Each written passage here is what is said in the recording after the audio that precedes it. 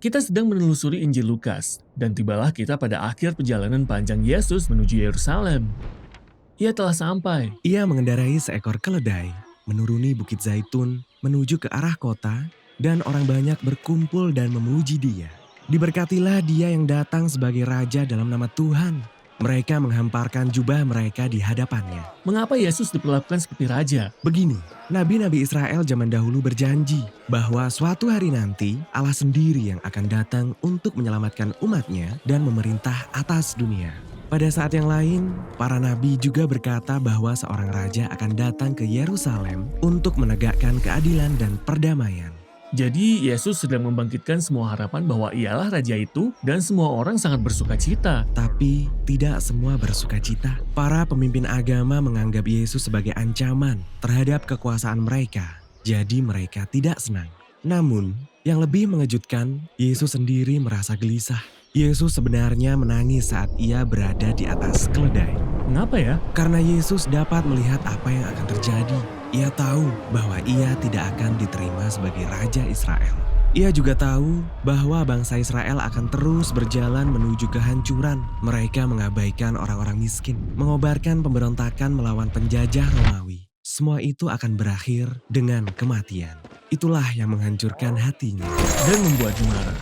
Hal pertama yang Yesus lakukan di Yerusalem, ia bergegas menuju halaman Bait Allah dan mengusir para penukar uang, menghentikan seluruh praktek persembahan korban. Ya, Yesus sedang melancarkan protes dengan perkataan para nabi. Ia berdiri di tengah halaman dan meneriakkan kata-kata dari para nabi Israel zaman dulu. Rumahku adalah rumah doa, tetapi kamu menjadikannya sarang penyamun. Sarang penyamun. Ya, Yesus mengutip perkataan Nabi Yeremia yang pernah berdiri di tempat yang sama, pusat kekuasaan agama dan politik Israel. Dan Yesus melancarkan kritik yang sama kepada para pemimpin Israel.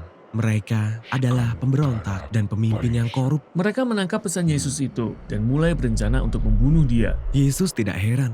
Malahan, ia membuat agar semua ini terjadi selama perayaan Paskah. Yang merupakan minggu kudus saat orang-orang Yahudi merayakan kisah lama tentang Allah yang membebaskan mereka dari perbudakan dan menarik mereka ke dalam ikatan perjanjian. Jadi, Yesus menggunakan lambang-lambang Paskah untuk mengungkapkan makna kematiannya yang akan datang. Roti yang dipecah-pecahkan melambangkan tubuhnya yang dikorbankan. Dan anggur melambangkan darahnya yang akan mengikat perjanjian yang baru antara Allah dan Israel. Yesus akan mati bagi umatnya dan membuka jalan baru ke masa depan. Setelah selesai perjamuan, Yesus membawa murid-muridnya ke taman untuk berdoa. Dan ia bergumul antara keinginannya sebagai manusia untuk menyelamatkan nyawanya atau harus mengorbankan nyawanya. Tetapi ia sanggup mengatasi percobaan ini. Dan disinilah para pemimpin agama beserta para pengawal Bait Allah menjumpai dan menangkap Yesus. Pada saat itu, Yerusalem dikuasai oleh Kekaisaran Romawi. Jadi para pemimpin agama tidak dapat menghukum mati Yesus tanpa seizin dari gubernur Romawi yang bernama Pontius Pilatus. Itu sebabnya mereka mengarang tuduhan bahwa Yesus adalah raja pemberontak yang mengobarkan revolusi melawan Kaisar Romawi. Pilatus bertanya kepada Yesus, "Engkaukah raja orang Yahudi?" Dan Yesus menjawab, "Engkau sendiri yang mengatakannya." Pilatus dapat melihat bahwa Yesus tidak bersalah dan ia tidak pantas dihukum mati. Namun para pemimpin agama itu tetap bersikeras bahwa Yesus adalah orang yang berbahaya. Jadi mereka mencoba bernegosiasi. Pilatus akan membebaskan pemberontak yang sebenarnya melawan Roma yang bernama Barabas sebagai gantinya Yesus. Jadi orang yang tidak bersalah dihukum menggantikan orang yang bersalah. Yesus digiring bersama dua penjahat lainnya dan ia dipakukan ke alat hukuman Romawi dan orang-orang mengolok-olok dia. "Hei, jika engkau adalah Raja Mesias, selamatkanlah dirimu dan kami."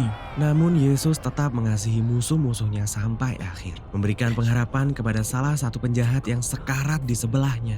Ia bahkan berdoa bagi orang-orang yang menyalibkan dia. "Ya Bapa, ampunilah mereka, sebab mereka tidak tahu apa yang mereka perbuat." Kemudian langit menjadi gelap ketika orang yang tidak berdosa mati sebagai pemberontak. Lalu Yesus berseru dengan kata-kata dari Mazmur Israel. "Ya Bapa, ke dalam tangan-Mu kuserahkan nyawaku." Kemudian Yesus pun mati tanpa dosa dan seorang diri.